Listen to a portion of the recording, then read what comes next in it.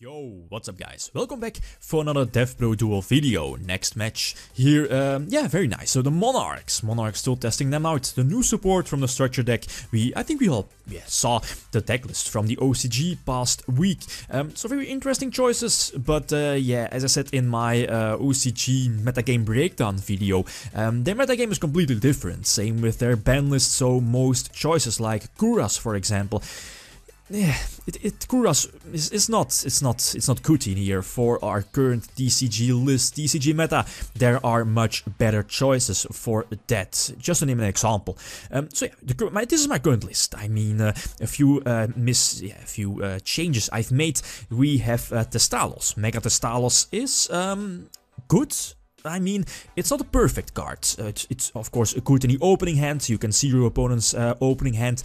Discard the biggest threat, like for example Raigeki maybe, or maybe something like Mystical Space Typhoon. Thestalos is decent. I'm still testing it out, but for now, yeah, it's a good one-off. Double Majesty's Fiend in main deck. I was running one previously, but I dropped the regular Chaos from the main deck for a second one, since Majesty's Fiend backed up with March is just too good against the current top tier decks here in the TCG format. Triple Rota, because it searches out your idea.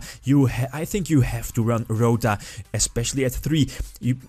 Consistency is just too important here. Double Maxi in the main deck. I might bump it up 3, depending on if I can drop one March from the main deck, but here in the TCG format, I still prefer running 2 or 3 March in the main deck to, the trap cards, of course, or Valor, Phoenix Shane, Breakthrough Skill, for example, are all big threats to your Monarch. So getting those effects off is crucial, and protect them at the same time. If you have Dominion on board, keep your Tribute Summoned Monster on board so your opponent cannot Raigeki it to free their extra deck and pretty much over-trample you with their special summons.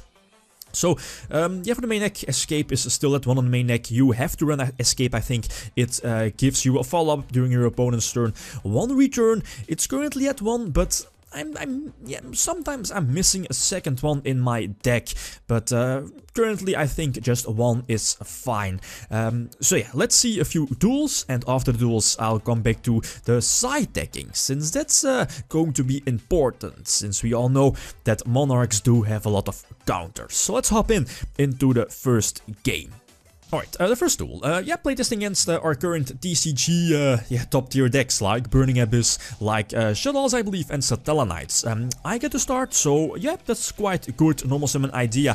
To special summon Eidos. Eidos gives me the extra tribute summon, and thanks to Dominion, I can get Thestalos on board, Mega Thestalos, with only 1 tribute. So idea triggers, get back my draw spell card. I see my opponent's hand, and this is a no-brainer by, what's it called, the Fire Lake. That was potentially a big threat, since he cannot special summon from the extra deck, because I had Mega Thestalos and later Aether on board, so a tribute summoned monster, and Dominion just crippling him, preventing from going for the Exceed summon. So that Fire Lake definitely could have been a big blowout for me, but Thestalos, yeah, to the rescue, very nice.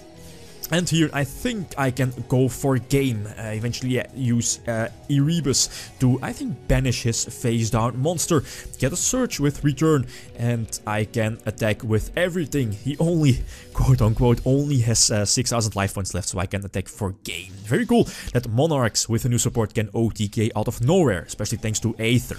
Anyway, he gets to start, yeah. The standard Burning Abyss moves. The first turn Dante, I believe he gets a search with Skarm, searching out the Graph, and he has Farfa in defense. So that Graph search tells me that he probably either has Wing Blast, Raigeki Break, or what is called Karma Cut. Karma Cut in his back row. Normal summon, my idea.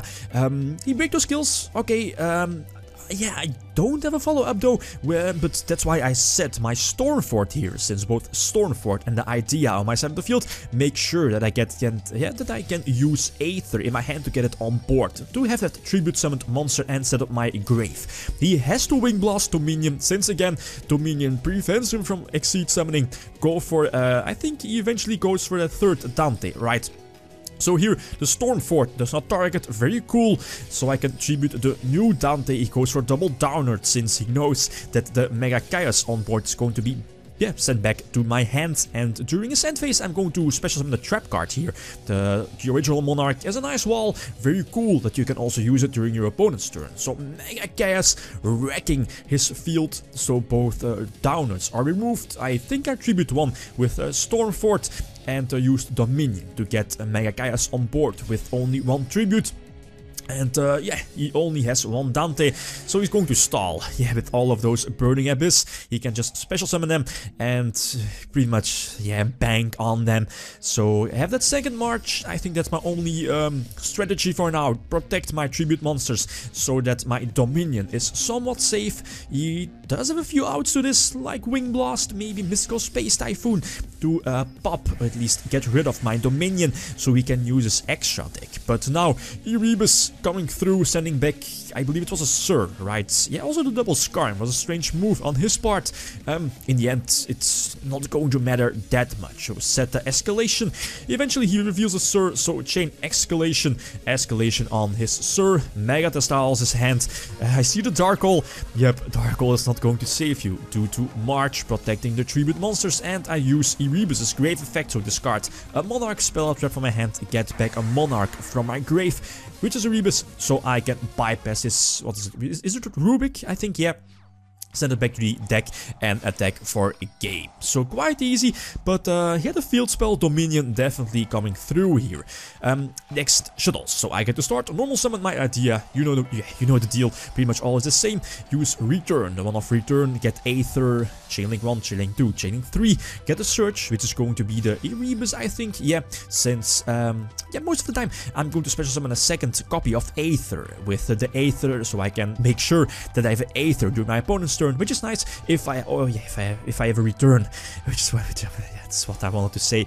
If I have return on my side of the field, he sets 3. So let's see if he has a breakthrough skill or a Phoenix Chain. So banish the Eidos from my grave to get 2 tribute summons during this turn. Since the second Eidos copy will trigger that special summon from the idea Chain Maxi on the core to get extra draws.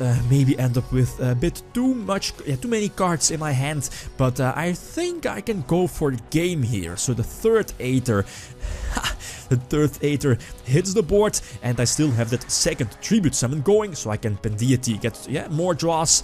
Hopefully I was able to draw into March or Dominion, preferably March, so I had no reason or no fear to go for a game here, but yeah, wasn't able to draw into those and just go for it to get Majesty's Fiend on board and attack for a game. So the next tool, again against Shadows, he has the advantage, he gets a start. So he establishes a nice field with Construct, with the Mathematician and also the Falco. My idea runs to finish Chain, and this is not good for Monarchs. I mean, I already used my normal summon and I can't tribute summon, so that's why escalation is so important here in the deck, to have that follow-up play during your opponent's turn. So immediately during his draw phase, flip over Stormfort, so I make sure that I can get my Erebus on board.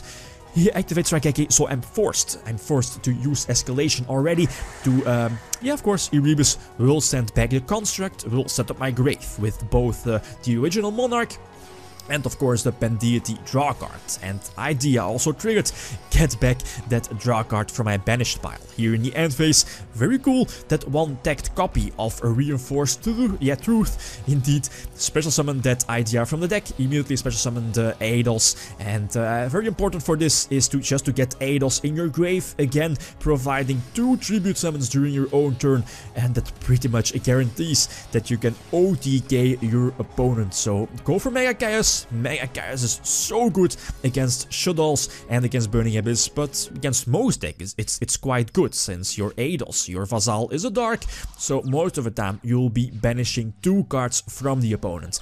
Next match against the Thestalos, the deck that might get the biggest hit over here in a TCG with our upcoming TCG ban list Maxi, and I see my opening hand, and this is probably the worst thing you can have with your Monarchs, is like opening with all Tribute Fodder, so all Vassals, continuous spells, Stormfort, and no Tribute to be found. And yeah, that sets you back so much. So he was already able to set up a field. So we know, due to Call of the Hound, that during my turn we can expect that Stellar Nova. So first, activate the draw card and banish it. So just in case if my opponent alphas my idea will trigger to get back my draw spell cards. So he normal summons his altar to get back the nap. Of course, I think the River was definitely coming here to recycle everything. So that's why I went for the Reinforced Truth and get my Aether on board. I think he eventually, Aether runs into that Stellar Nova. Aether is destroyed and I can't win this one anymore. And on top of that, he goes for Rhapsody. Also a very good card against his deck. Just banish the Eidos and banish the Aether from my grave, and I top deck into another Rota. That's the downside of running all of those Tribute Father cards, but it was a bit unfortunate. Anyway, last duel here. I get to start, normal summon idea, you know, the regular shenanigans, Dominion, return. Again, have that Mega Thestalos in my opening hand. Very nice. That's, I think, the best possible scenario you can have with Mega Thestalos. And I see Raigeki. They always have Raigeki. It's unbelievable. Yeah, if I get $1 for every Raigeki, of every time I get Raigeki by my opponent, destroy Majesty's Fiend, I would be a very rich man. Anyway, so Aether hits the board, gets another search, and now I can't lose this one, right? We saw the hand, we know he has Mirror Force and that Castle of Dragons. Is it the Reborn card? Yeah, the Castle of Dragons, Oasis, yeah, indeed, Oasis. So yeah, thanks to March, I can protect my Majesties and Aether, and I had to summon March. I think we knew he had Honest, so March prevents Honest from activating, and kinda lucky here, I do top deck into a second March, since otherwise I would have attacked into his field, he would have Mirror Forced and chained Mystical Space Typhoon to pop my one March, but that second copy of March definitely paid off here. So here is definitely one of the reasons why I prefer March or the Monarchs at 2 or 3 in the deck here, or especially here in the TCG format, since the OCG doesn't run March, since it conflicts with Megazaborg, and it also, the OCG also has Harpy's Feather Duster legal, so that's something to keep in mind. So this is currently my deck. If you have any opinions, any card choices I should try out or main deck, you can always leave those down below. Possible side deck cards to Monarchs, cards like Fog King, you know, the Tribute monster you can get on board. Also with a normal summon, prevents both players from Tribute summoning, and that's very, very deadly against Monarchs. Zombie World maybe, but again, very important, Erebus is a zombie, so that's something to keep in mind. Mask of Restrict, I think one of the best floodgate traps against Monarchs. Very easy, you can't tribute summon, so yeah, you can't get it as simple as that. Chain Disappearance is also a big threat. Banish those vassals, I wanted to say. Also very important. And last, Mind Crush. Mind Crush is also very crucial against the deck because of cards like Rota, Tenacity for example, Return to search out a Monarch, Aether getting back that Monarch. So it's something that can definitely, well timed, Mind Crush can definitely lose you the game as a Monarch player. So guys, that's it. Thanks for watching and feel free to leave a comment or a like if you enjoyed the video. Lithium signing out. Peace.